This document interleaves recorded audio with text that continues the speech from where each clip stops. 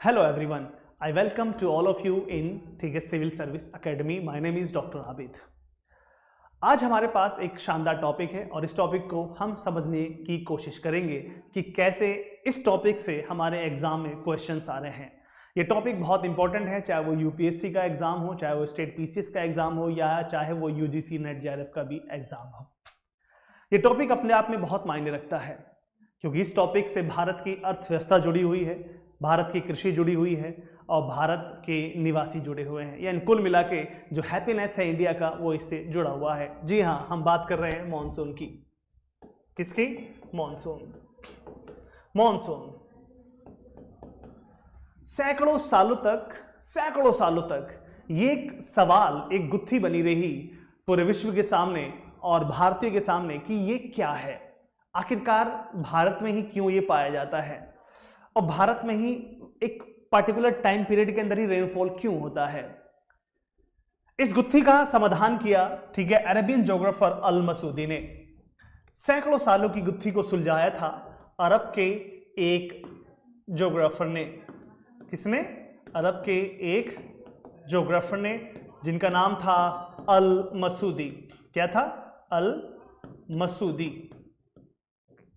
अल मसूदी ने एक बहुत फेमस बुक लिखी थी, गोल्डन मेडोज। कौन सी बुक? Golden meadows. गोल्डन मेडोज में इन्होंने पहली बार मॉनसून शब्द का यूज किया। हालांकि इस मॉनसून वर्ड को इन्होंने सीजन कहा, ठीक है, क्या कहा? सीजन, जिसका अर्थ था रिवर्सल ऑफ विंड्स। क्या है? Reversal of winds. यानी कि इस सैकड़ों सालों की गुत्थी को सुलझाने का सबसे पहला और शानदार साइंटिफिक तरीके से जो काम किया था वो था अल मसूदी ने, जो कि एक अरब के ज्योग्राफर थे। 10वीं शताब्दी के महान Arabian geographer, traveller, historian and astronaut कह लीजिए आप इसमें, ठीक है, अल मसूदी, जिन्होंने अपनी फेमस बुक गोल्डन मेडोज के अंदर मॉनसून का विवरण किया और बताया कि भारत में जो बारिश होती है एक्चुअल में ये सीजन्स हैं, ये रिवर्सल ऑफ विंड्स हैं।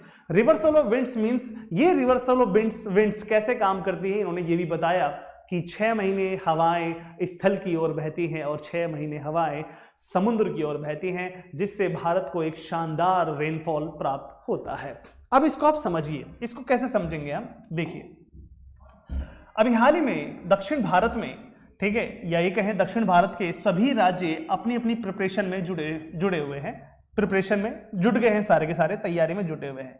कारण इसका यह है कि दितवाहा, क्या है? दितवाहा साइक्लोन ने सबको डरा दिया है। दितवाहा साइक्लोन ने सबको डरा दिया है।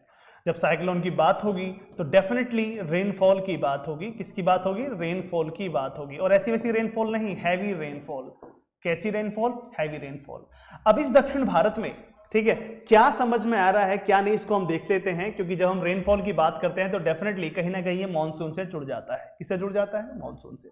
फिर से समझना, इन्होंने ये जो कहा सीजन्स, रिवर्सल ऑफ विंड्स कहा, इस रिवर्सल ऑफ विंड्स को करंट फॉर्म में हम कैसे समझ सकते हैं, इसको भी एक बार देख लेना आप। ये जो रेनफॉल है, ये रेनफॉल कुछ खास सीजन के थ्रू हमारे सामने मौजूद है। यानी कि अगर हम मानसून की बात करते हैं तो मानसून को हम कह सकते हैं रिवर्सल ऑफ विंड्स, जो 6 महीने समुद्र की ओर बहती हैं और 6 महीने स्थल की ओर बहती हैं। अब ये जो पार्टिकुलर एरिया है, इसको आप देखिए, एक ट्रायंगुलर शेप में दक्षिण भारत का हिस्सा आपको नजर आता है, जिसे जनरली पेनिसुलर इंडिया ऑफ कहते हैं। Peninsular India, getting my points?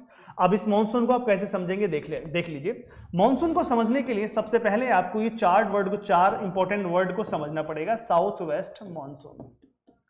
कौन सा? South west monsoon. South west monsoon की शुरुआत होती है जून से और एंड होता है ऑलमोस्ट सितंबर में। दूसरा है north east monsoon. North east monsoon. North east monsoon की शुरुआत होती है सितंबर से और एंड होता है दिसंबर में। इसका थर्ड पार्ट है, ठीक है, वेस्टर्न डिस्टर्बेंस। क्या है? वेस्टर्न डिस्टर्बेंस, जिसकी शुरुआत होती है दिसंबर से और एंड होता है ऑलमोस्ट मार्च से। नंबर 4 है pre monsoonal rainfall. Pre monsoon क्या होता है? Pre monsoon. प्री मॉनसून की शुरुआत होती है मार्च से और एंड होता है ऑलमोस्ट जून से, ठीक है, एंड होता है ऑलमोस्ट जून। यहां ध्यान से देखिए, कि साउथ वेस्ट मानसून की शुरुआत है जून से और सितंबर में एंड हो जाता है, और नॉर्थ ईस्ट मानसून की शुरुआत होती है सितंबर से और एंड हो जाता है दिसंबर में। वेस्टर्न डिस्टर्बेंस शुरुआत होता है दिसंबर के लास्ट से और ये एंड हो जाता है मार्च के तीसरे हफ्ते में। फिर स्टार्ट होता है प्री मानसूनल रेनफॉल। अभी जो वक्त चल रहा है दैट इज कॉल्ड दिसंबर, और दिसंबर में आपको यानी कि नवंबर दिसंबर में आपको साइक्लोन दिखाई दिया है, दितवा साइक्लोन, जिसकी वजह से आंध्र प्रदेश का एक बहुत बड़ा हिस्सा और तमिलनाडु का बहुत बड़ा हिस्सा और अन्य स्टेट भी अपनी तैयारी में जुट गए हैं। अब हमें यह समझना है जो रेनफॉल हो रही है और रेनफॉल के जो पैटर्न्स हैं, जो टाइप्स हैं, वो किस तरह से भारत को इफेक्ट कर रहे हैं और कैसे इसको हम समझा जा सकता है कि अगर हम मानसून को समझें तो कैसे हम इसको बेहतर तरीके से समझ सकते हैं। ये जो 4 इंपॉर्टेंट टर्म हैं, ये जो 4 इंपॉर्टेंट टर्म है, इसको ध्यान से देखना। जब कभी साउथ वेस्ट मानसून की बात होती है, किसकी बात होती है? साउथ वेस्ट मानसून की बात होती है, तो यहां पर एक चीज समझने वाली है साउथ वेस्ट मानसून के बारे में। एक्चुअली ये क्या है? ये ट्रेड विंड्स हैं। क्या है? ये ट्रेड विंड्स हैं। इसको कैसे आप समझेंगे ट्रेड विंड्स के तौर पे? ध्यान से देखिए, ये ट्रेड विंड्स या ये साउथ वेस्ट मानसून की जो शुरुआत होती है, यहां पर आप देख लीजिए डिफरेंस बिटवीन, ठीक है, land and sea, difference between land and sea. और ये difference between land and sea को किस तरह से आप नाप सकते हैं? टेम्परेचर की जगह आप इसको हीटिंग डिफरेंशिएशन भी कह सकते हैं। प्रेशर, ठीक है, यानी कि प्रेशर का difference between land and sea, temperature का difference between land and sea. इसके अलावा कोरियोलिस फोर्स यहां काम करेगा। क्या करेगा? कोरियोलिस फोर्स यहां काम करेगा। यहां तिब्बतन, ठीक है, जो प्लेट्यू है उसका भी रोल बहुत बड़ा अहम हो जाता है। इंडियन ओशन डाइपोल का रोल बहुत अहम हो जाता है। और इसके अलावा आप देखेंगे यहां पर ला नीना और अल नीनो, किसका? ला नीना और अल नीनो भी बहुत बड़ा रोल प्ले करते हैं। यानी कि अगर मैं ये कहूं कि साउथ वेस्ट मानसून की जो उत्पत्ति होती है, इस उत्पत्ति के पीछे जो मेजर रीजन है वो कौन कौन से हैं? तो पहला हम यहां देख लीजिए कि डिफरेंशिएट, यानी कि आप टेम्परेचर का जो डिफरेंस है, ठीक है, लैंड और सी के बीच में, और वैसे ही प्रेशर को आप देख लीजिए, ये है मेजर फैक्टर्स। क्या है? Major factors. अगर हम ध्यान से देखें तो सदर्न हेमिस्फीयर में, यानी कि जब ट्रेड विंड का जो पर्टिकुलर एरिया है, अगर हम दक्षिण गोलार्ध की तरफ से जाते हैं तो आप देखेंगे साउथ ईस्ट की तरफ से मूव ऑन करता है। किसकी तरफ से करता है? साउथ ईस्ट की तरफ से मूव ऑन करता है। इसका डायरेक्शन कुछ इस तरह से है। और अब देखें भारत को, तो भारत उत्तरी गोलार्ध में आपको नजर आएगा। कहां नजर आएगा? उत्तरी गोलार्ध में आपको नजर आएगा। पर यहीं से कहानी शुरू हो जाती है कि due to reversal of winds, यानी कैसे इक्वेटर को क्रॉस करता है, एक यूनिक फिनोमेना है, और क्रॉस करके खटाक से वो साउथ वेस्ट डायरेक्शन की तरफ मुड़ जाता है, और यहीं से भारत में शुरुआत होती है, ठीक है, साउथ वेस्ट मानसून की। अगर मैं कहूं कि मानसून क्या है? मानसून है रिवर्सल ऑफ विंड्स। ये कौन से विंड्स हैं? ये ट्रेड विंड्स हैं। और ये ट्रेड विंड्स कैसी हैं? साउथ ईस्ट ट्रेड विंड्स है दक्षिणी गोलार्ध में, जो कि इक्वेटर को क्रॉस करके उत्तरी गोलार्ध में दक्षिण पश्चिमी, ठीक है, ट्रेड विंड्स बन जाती हैं, जिससे भारत में बारिश के जब ये आता है तो भारत में इसको मानसून कहते हैं। क्या कहते हैं? मानसून कहते हैं। और मानसून के पीछे के जो कारक हैं, उत्पत्ति के कारक हैं, वो आपको ये सारे के सारे चीजें तौर पर नजर आती है। अब ये जो मानसून है अपने साथ बहुत बड़े इंपॉर्टेंट टर्म्स को लेकर बैठा हुआ है, जैसे 4 इंपॉर्टेंट टर्म्स तो मैंने आपको बता ही दिए हैं। इसके अलावा आप ये भी देखेंगे कि यहां पर इससे कुछ इंपॉर्टेंट टर्म्स और भी जुड़े हुए हैं, जिसको हम जनरली मानसून ब्रेक, मानसून ट्रो के नाम से जानते हैं। क्या जानते हैं? मानसून ब्रेक के नाम से जानते हैं, मानसून ट्रो के नाम से जानते हैं। एक और इंपॉर्टेंट टर्म है जिसको हम कहते हैं जनरली बर्स्ट। क्या कहते हैं? बर्स्ट। यानी कि ये हमारे पास 3 टर्म्स हैं, ब्रेक, ट्रो, ठीक है, बर्स्ट, जो कि इन सारी की सारी चीजों से जुड़े हुए हैं। अब इसको ध्यान से देखिए, फिर से मैं समझाने की कोशिश करता हूं आपको। यहां ध्यान से देखना, ये जो एक पर्टिकुलर एरिया है, ठीक है, इसको ध्यान से देखिए, ये हमारा दक्षिण भारत है। जैसे ही यहां पर, ठीक है, साउथ वेस्ट मानसून विंड्स आती हैं, साउथ वेस्ट मानसून विंड आती हैं, ड्यू टू, ठीक है, जो शेप है दक्षिण भारत का, उसकी वजह से ये 2 भागों में बढ़ जाती हैं जनरली, जिसको हम अरेबियन ब्रांच कहते हैं और इसे हम कहते हैं बे ऑफ बंगाल ब्रांच। तो ये जो आप देख रहे हैं पर्टिकुलर एरिया, ठीक है, ये जो मैं ड्रॉ कर रहा हूं, इसे हम कहते हैं वेस्टर्न घाट। तो ये सबसे पहले ठीक है केरल से टकराती हैं और केरल में पश्चिमी घाट से टकराने के बाद यहाँ पर भयंकर बारिश होती है जो करीब करीब 1 जून के आसपास या जून के पहले हफ्ते में देखने को मिल जाती है। इसे ही कहते हैं मॉनसून बर्स्ट। क्या कहते हैं? मॉनसून बर्स्ट कहते हैं। Getting my points. और जब बारिश मानसून का वक्त हो, बारिश रुक जाए बीच में कुछ समय के लिए, मानसून ठीक है एक तरह से ब्रेक कह देते हैं। ठीक है, बात समझ में आ रही है? तो ये है आपका ठीक है अरेबियन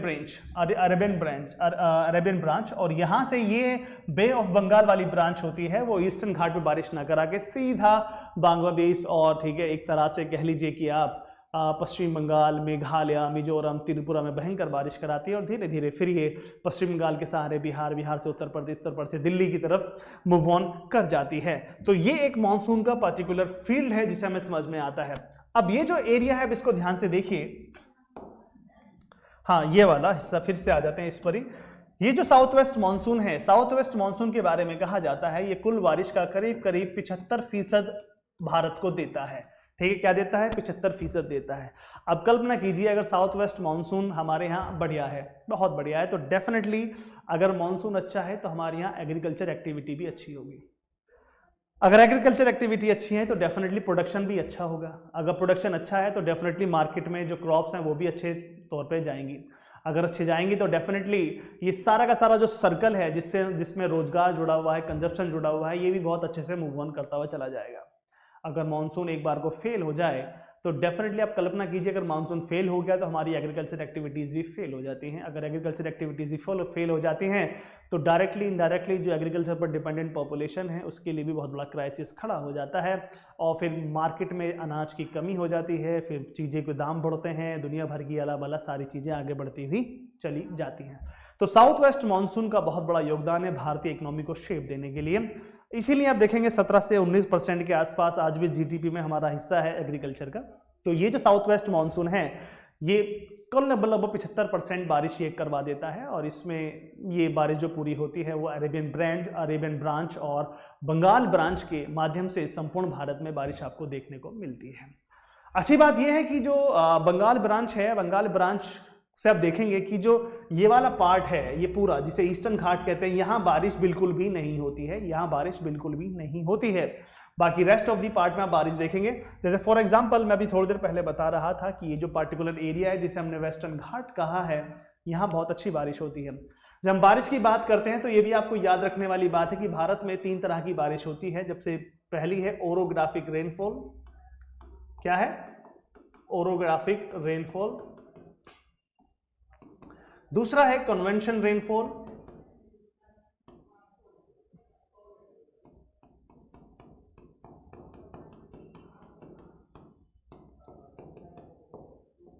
कन्वेंशन रेनफॉल और तीसरा है साइक्लोनिक रेनफॉल। क्या है? Cyclonic rainfall. ठीक, ये 3 तरह की बारिश आपको भारत में देखने को मिलती है और ये जो ओरोग्राफिक रेनफॉल है सबसे ज्यादा बारिश जो है आपको ठीक है यही देखने को मिलेगी, यानी कि बादलों का पर्वतों से टकराना और भयंकर बारिश का मौजूद होना। तो वेस्टर्न घाट ठीक है ओरोग्राफिक रेनफॉल का सबसे शानदार एग्जांपल है। हिमालयन रीजन भी ओरोग्राफिक रेनफॉल का सबसे शानदार ठीक है एग्जांपल है और अरावली का खासकर माउंट आबू वाला एरिया भी ओरोग्राफिक रेनफॉल का बहुत ही शानदार एक उदाहरण है। अब यहाँ देख लीजिए साउथ वेस्ट मानसून से जो बारिश होती है मैक्सिमम दक्षिण वेस्टर्न घाट वो कवर कर लेता है, लेकिन ईस्टर्न घाट पर बारिश बिल्कुल भी नहीं होती है। तो ये ईस्टर्न घाट बिल्कुल सूखा रह जाता है। अब इसको फिर से समझना, ठीक है, गेटिंग द पॉइंट्स। क्योंकि जो बंगाल ब्रांच है वो ईस्टर्न घाट से ना टकराकर सीधा गारो, खासी, जैंतिया से टकराती है, जहां पर मौसिनराम और चेरापूंजी दुनिया के सबसे ज्यादा बारिश वाले क्षेत्र बन जाते हैं। बात मेरी समझ में आ रही है? ये जून से सितंबर का महीना है और इसके बाद शुरू होती है नॉर्थ ईस्ट मानसून जिसका कार्यकाल है सितंबर से दिसंबर तक। नॉर्थ ईस्ट मानसून को रिट्रीटिंग मानसून भी कहते हैं, रिट्रीटिंग मानसून भी कहते हैं। अब इसको ऐसे समझ लीजिए, ITCZ 21 जून ऑलमोस्ट भारत के बीचों बीच स्थित होता है, यानी कि जो कर्क रेखा है ठीक है वो भारत के बिल्कुल बीचों बीच में स्थित होती है और सूरज वहां पर वर्टिकल तौर पे दिखाई देता है।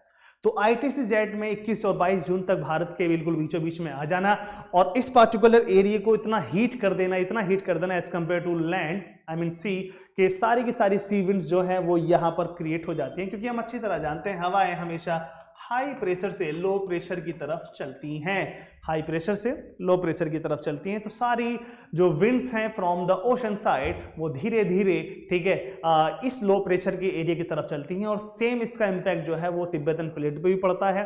तो ये जो लो प्रेशर क्रिएट हुआ है ये अपनी तरफ, ठीक है, हाई प्रेशर वाली जो विंड्स होती हैं उनको अपनी तरफ अट्रैक्ट करता है। तो डेफिनेटली जो समुद्र से आने वाली हवाएं हैं वो अपने अंदर आर्द्रता लपेटे समेटे होती हैं और जैसे ही वो यहाँ आती हैं भयंकर बारिश हमारे सामने दिखाई या भयंकर बारिश हमें दिखाई देती है। तो ये साउथ वेस्ट मानसून का एक काम है। अब ऐसे ही जब सितंबर के बाद हम जानते हैं कि सितंबर में ऑलमोस्ट 22 और 23 सितंबर के आसपास जो सूरज होता है वो कर्क रेखा पर सीधा चमकता है और उसके बाद वो दक्षिण भारत में निकल लेता है। अब दक्षिण भारत में निकल रहा है तो धीरे धीरे आप देखेंगे कि जो यहाँ पर टेम्परेचर का डिफरेंस था वो धीरे धीरे बिल्कुल इक्वल पोजीशन पे आ जाता है कभी कभी, और कभी कभी धीरे धीरे थोड़ा सा डिफरेंस भी पड़ जाता है। आप इसको ऐसे समझ लीजिए कि धरती जल्दी गर्म होती है उतनी जल्दी वो ठंडी हो जाती है, लेकिन वाटर देर से गर्म होता है और देर से ही ठंडा होता है। तो इस वाली कंडीशन के दौरान आप देखेंगे लैंड तो ठंडा हो चुका होता है लेकिन जो वाटर है वो थोड़ा सा ज्यादा गर्म आपको नजर आता है। अभी जो विंड्स रिवर्स मार रही हैं कुछ इस तरह से, तो ये क्या करती हैं बंगाल की ब्रांच से यानी कि बंगाल की खाड़ी से, ठीक है, ये हवाएं आर्द्रता ग्रहण करती हैं और डेफिनेटली इस वाले पार्टिकुलर एरिया में खासकर यहाँ भयंकर बारिश कराती हैं, ठीक है। नॉर्थ ईस्ट जो मानसून है वो खासकर तमिलनाडु में भयंकर बारिश करवाता है और ये तमिलनाडु जो है वो हमने देखा था कि साउथ वेस्ट मानसून के अंदर बारिश रिसीव नहीं करता है लेकिन नॉर्थ ईस्ट मानसून में बारिश रिसीव करता है। कभी कभी ये जो अभी टाइम चल रहा है कभी लैंड का और सी का जो टेम्परेचर होता है वो कभी कभी इक्वल हो जाता है, जिसकी वजह से आप देखेंगे कि यहाँ साइक्लोन के उत्पत्ति के, ठीक है, जो आदर्श दशाएं हैं वो यहाँ पर क्रिएट हो जाती हैं, जिसमें अभी मैंने दितवा साइक्लोन का जिक्र मैंने किया था। यानी कि यहाँ पर आपको साइक्लोनिक रेनफॉल भी दिख जाती है, यानी कि थर्ड टाइप ऑफ रेनफॉल जो मैंने अभी पीछे लिखा था आपको वो आपको यहाँ पर देखने को मिल जाएगी। तो नॉर्थ ईस्ट मानसून इसलिए चर्चा में था क्योंकि दितवा साइक्लोन था और दितवा साइक्लोन का जो रेनफॉल है वो डायरेक्टली इनडायरेक्टली जुड़ा हुआ है नॉर्थ ईस्ट मानसून से। बात समझ में आ रही है? नॉर्थ ईस्ट मानसून से। तीसरा है वेस्टर्न डिस्टर्बेंस। वेस्टर्न डिस्टर्बेंस के बारे में कहा जाता है, ठीक है, कि यहाँ ये जो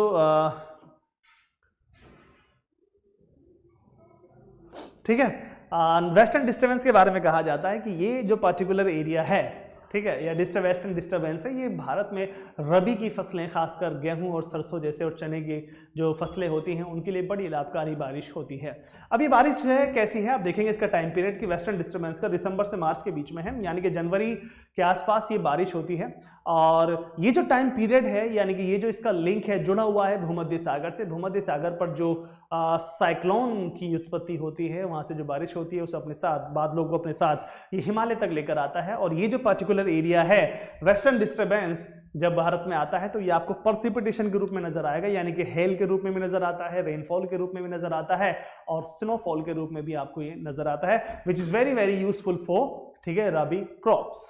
नेक्स्ट है pre monsoonal rainfall. Pre monsoonal rainfall को दरअसल कहा जाता है फुहार, ठीक है, फुहार के रूप में कहा जाता है। चेरी ब्लॉसम हो गया है, मैंगो शावर हो गया है, टी शावर हो गया है, यानी कि मैंगो कर्नाटका, केरला और महाराष्ट्र में ये एक फुहार के रूप में मौजूद होती है। ये इस तरह से आपको नजर आएगा। ये पूरा का पूरा स्ट्रक्चर है एक मॉनसून का कि भारत में साल भर किसी न किसी रूप में बारिश होती रहती है।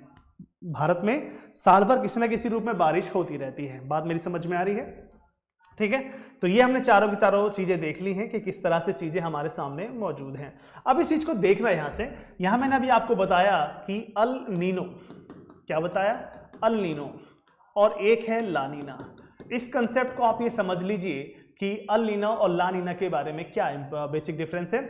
अगर हम बात करते हैं, ठीक है, ला नीना की, तो ला नीना की जब कंडीशन होती है तो डेफिनेटली भारत में रेनफॉल होती है और ये रेनफॉल बहुत ही अच्छी रेनफॉल काउंट की जाती है, which is very very useful for agriculture crops. La Nina का मतलब अच्छी बारिश है, ठीक है, और बहुत तेज बारिश हो सकती है, ठीक है, और जनरली कभी कभी फ्लड वाली कंडीशन भी आपको देखने को मिल सकती है। अल नीनो का मतलब होता है कि रेनफॉल जो होगी वो डेफिनेटली वो बिल्कुल भी नहीं होगी और ड्रॉट वाली कंडीशंस आपको दिखाई दे जाएंगी। क्या दिखाई देंगी? ड्रॉट वाली कंडीशंस आपको नजर आएंगी। तो ये भी आप समझ लीजिए कि ला नीना और अल नीना वाले जो कॉन्सेप्ट्स हैं वो क्या है और किस तरह से हम चीज़ों को समझ सकते हैं। तो ये है पूरा का पूरा कॉन्सेप्ट कि हमारे जब भी हम मानसून को डिस्कस करते हैं तो मानसून से जुड़े हुए कितने इंपॉर्टेंट पार्ट हैं जो हमें समझने पड़ते हैं।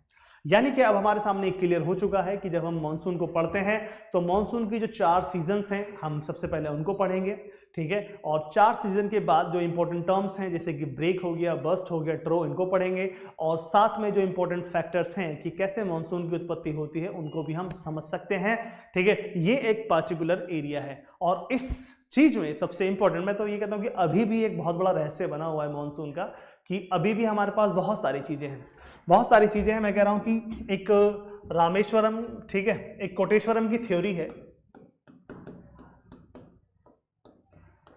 कोटेश्वरम की थ्योरी है, ठीक है। उनका सीधा मानना है कि ये जो पर्टिकुलर, ठीक है, लैंड ऑफ पीस है और ये जो तिब्बत है, ठीक है, ये तिब्बत है और ये पेनिसुलर इंडिया है, क्या है, पेनिसुलर इंडिया है। और यहाँ पर भी आप देखेंगे, यहाँ पर मेडागास्कर भी नजर आएगा।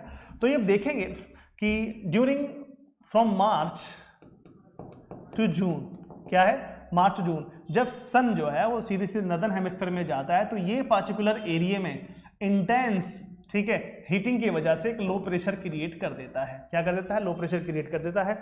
अब ये जो हवाएं हैं सीधे यहाँ पर मूव ऑन करती हुई जाती हैं, क्या है, मूव ऑन करती जाती है और सीधी ये अरेबियन जो आपका तिब्बतन प्लेट्यू है यहाँ तक ये हवाएं मूव ऑन करती हैं। अब जितनी भी हवाएं समुद्र के रास्ते से होती हुई यहाँ पर अट्रैक्ट होती हैं वो अपने अंदर ह्यूमिडिटी बहुत बड़ी तादाद में लिए होती है, जिससे अब देखेंगे एक बड़ा रोल प्ले होता है। और ये पर्टिकुलर एरिया पूरे साल भर चलता रहता है जनरली, जिसे हमने थोड़ी देर पहले रिवर्सल ऑफ विंड्स कहा था।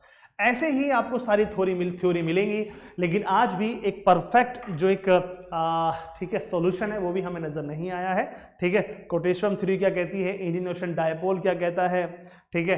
अभी हाल ही में तिब्बतन का रोल भी थोड़ा चेंज हुआ है, वो क्यों चेंज हुआ है, ठीक है। ये बेसिक से हमारे सामने सवाल अभी भी मौजूद हैं, इसे रहेंगे मौजूद definitely, there is no doubt. चलिए, ये था मानसून को लेकर के मानसून को हम कैसे समझ सकते हैं, कैसे पढ़ सकते हैं और मानसून को, ठीक है, मानसून का, ठीक है, इंपॉर्टेंस क्या है हमारी लाइफ में, हमारी इकोनॉमी के लिए भी है, ठीक है।